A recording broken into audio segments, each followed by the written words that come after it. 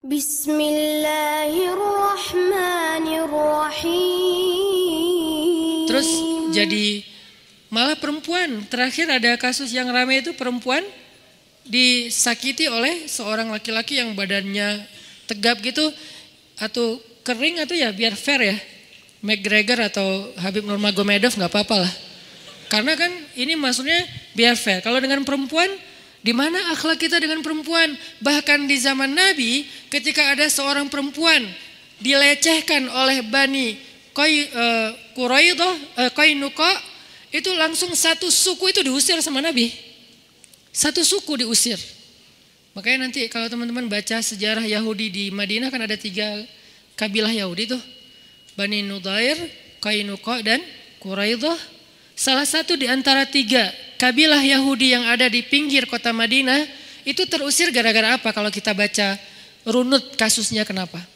Gara-gara cowok-cowok anak muda mereka tuh melecehkan seorang perempuan muslimah di pasar.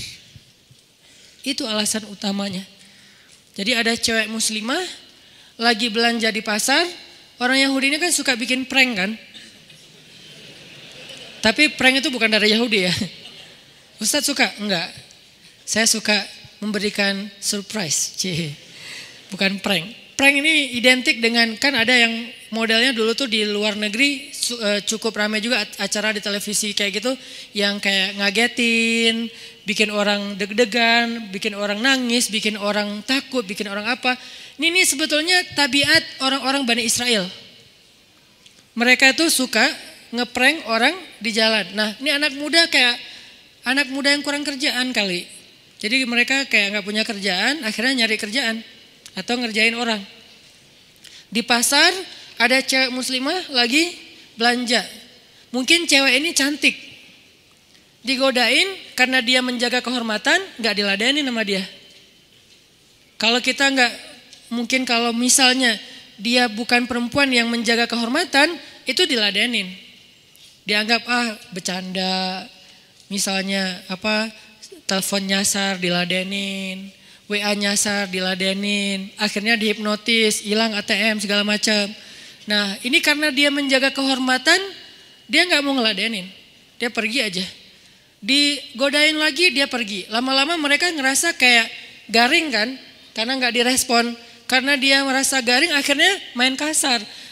Begitu perempuan ini sedang belanja, sekelompok anak muda Yahudi itu dari bawah datang di balik meja, mengikat roknya dengan tali lalu dipegang. Ketika perempuan ini berjalan, roknya diangkat. Ini kan kurang ajar ya. Susah untuk nyari kata-kata lain. Saya juga yang udah 1400 tahun yang lalu masih baper dan masih sebetulnya marah gitu ya. Cuman kan orangnya udah gak ada sih. Emangnya kalau ada orangnya ya cuman gitu doang. Kok ada orang aneh gitu. Apa dia gak punya istri? Jomblo Ustadz. Gak punya adik? Gak punya ibu?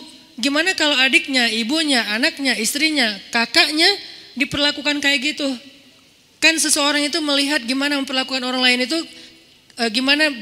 cara dia memperlakukan orang lain itu gimana dia ingin diperlakukan oleh orang lain. Diikat roknya di bawah, dan buat seorang muslimah ini sangat-sangat memalukan. Karena bagi muslimah kehormatan itu kadang-kadang lebih berharga daripada nyawanya. Jadi bagi seorang muslimah diperlakukan kayak gini itu lebih sakit daripada dibunuh, daripada kematian. Sakit dan malu banget gitu. Diikat roknya, ditarik. Akhirnya dia teriak nangis. Lalu datang laki-laki pemuda muslim, melepaskan ikatan itu, lalu dikeroyok rame-rame sama cowok-cowok Yahudi, dan karena dia dikeroyok rame-rame terbunuh. Nabi bilang tidak ada lagi tempat buat mereka di kota Madinah. Nabi marah besar. Jadi jangan berpikir bahwa marah itu bukan sunnah. Ada marah yang sunnah, ada marah yang bid'ah. Pertanyaannya, selama ini marah kita udah nyunnah atau bid'ah? Jangan-jangan kita marah terhadap sesuatu yang bid'ah, sehingga kita disebut ahlu bid'ah dalam urusan marah. Atau sedih juga gitu. Nabi sedih. Nabi pernah marah, Nabi pernah bahagia, senang, suka, Nabi pernah sedih. Semua perilaku Nabi itu adalah qudwah, teladan, termasuk marahnya. Jadi kalau kita nggak marah dalam hal yang Nabi marah, berarti kita tidak mengikuti sunnah dalam urusan sarirah, perasaan Nabi. Dan itu bagian dari akhlak. Nabi marah banget kalau udah urusan perempuan. Sehingga akhirnya Nabi mengatakan kita akan kepung benteng mereka dan minta diserahkan pelaku-pelaku itu untuk kita adili. Kan berlaku kisos, tangan dengan tangan, mata dengan mata, nyawa dengan nyawa, dan itu adil. Kalau yang diambil itu adalah jari ya jari. Itu keadilan Islam. Kita minta pelakunya, belum diusir kaumnya, baru pelakunya doang yang mau diminta untuk diadili. Ternyata nggak diserahin sama kabilah Yahudi tersebut. Gak diserahin, dibelain malah. Bentengnya ditutup rapat, dikepung sama kaum muslimin, gak diserahin. Cara baik-baik gak bisa. Akhirnya mereka pun diusir dari kota Madinah. Dan secara paksa pelaku-pelaku tadi ditangkap dan dihukum secara adil oleh Rasulullah SAW. Ini adegan tentang Yahudi, makanya orang Yahudi sakit hati banget sama kaum muslimin. Tapi kalau ditarik dan dirunut kronologis ceritanya emang salah mereka sendiri. Ini balik lagi kepada yang tadi adalah akhlak itu sesuatu yang penting sekali dalam Islam. Sehingga bicara tentang akhlak bukan hanya bicara soal hal-hal yang sifatnya bonus. Dan bicara akhlak itu buat saya sih, dakwah buat saya itu bukan ngomongin narasi-narasi ideal ya. Kan saya ceramah itu udah dari 13 tahun yang lalu. Dan 5 tahun terakhir ceramahnya sangat dikurangin porsinya, lebih banyak ke programming dan movement. 8 tahun saya ceramah di Bandung. Keliling-keliling, sehari ceramah sampai 5 kali. Di kota Bandung doang tuh, sehari ceramah 5 kali. 4 kali di Majelis Ta'lim ibu-ibu, sekali di masjid. Keliling aja. Enak Ustadz, enak. Kita disambut, kita dijemput, kita dihidangin makanan, pulang kadang-kadang dikasih uang transportasi segala macam. Enak sih, manja banget kan? Karena ketika saya pulang dari Kairo, orang menganggap saya sebagai ustadz dan mereka berbaik sangka, saya hargai itu walaupun gak ngerasa kayak gitu. Diundang-undang, apalagi kalau lagi ada momen-momen hari raya, hari besar Islam, kayak Mauludan, Isra Mi'raj, apa segala macam, itu tuh pasti udah sibuk banget. Ramadan hampir gak pernah saya buka puasa bareng keluarga. Kenapa? Acara buka puasa bersama pasti penceramahnya saya keliling. Mau tingkat SMP, SMA, kuliah, bahkan reuni TK juga ada. Pada reuni semuanya. Saya diundang ceramah. Ya isi ceramahnya ya itu juga. Kan yang dengarnya beda-beda. Yang stres buat saya tuh kalau yang dengarnya sama.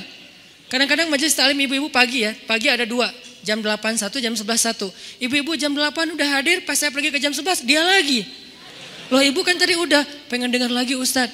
Aduh materinya harus ganti Kan saya capek juga nyari-nyari materi baru kan ya. Wah itu udah 8 tahun saya lakonin.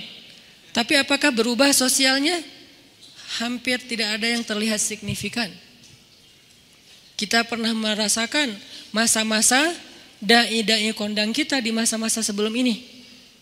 Sehingga ceramah tabligh akbar di mana-mana. Artinya buat saya dakwah bukan hanya sekedar narasi ideal. Tapi dakwah adalah menemukan masalah sekecil apapun masalah itu di masyarakat lalu selesaikan. Itulah dakwah. Sekecil apapun masalah di masyarakat. Apa masalahnya? Cari. Kita list misalnya ada 10. Dari 10 problem masyarakat mungkin kita gak bisa menyelesaikan yang paling berat. Kita juga harus mengukur kemampuan diri kita sendiri. Kayaknya nih terlalu berat kalau masalah ini. Apa? Masalah narkoba. Kayaknya bukan bagian kita. Oke, kita turunin porsinya. Jangan yang terlalu besar. Yang lebih kecil lagi apa? Masalah pergaulan bebas. Wah masih berat juga. Terus turunin lagi masalah apa? Masalah misalnya pengangguran. Masalah gak ada kerjaan akhirnya kriminal. Atau mungkin apalah kayak gitu. Dari semua masalah ternyata kita hanya bisa menyelesaikan masalah yang paling sepele, maka kita sudah berdakwah. Wa ma aradtu illal islah mastata'at. Itu kata Nabi Solih ketika berdakwah. Itu kata para anbiya ketika berdakwah. Tidaklah saya inginkan dalam dakwah saya ini kecuali islah. Apa arti islah? Perbaikan.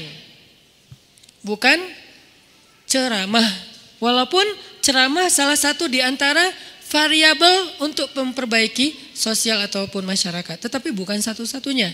Sehingga ketika saya bicara tentang akhlak, saya ingin akhlaknya tidak dibahas dari angle narasi ideal. Apa angle narasi ideal? Ayat, hadis, lalu dibedah, selesai. Tapi kasusnya nggak dibahas. Nah ini nih buat saya narator. Buat saya ini hanya seorang yang menyampaikan narasi. Dia menyampaikan ayat-ayat tentang akhlak dikumpulin, hadis-hadis tentang akhlak dikumpulin, sahih-sahih semuanya. Cerita-cerita kemuliaan akhlak dikumpulin, keren-keren semuanya. Terus nge-installnya dalam kehidupan sosial gimana caranya? Nah ini masalah dakwah. Kadang-kadang kita punya program keren banget, tapi nggak bisa diinstal. Buat apa?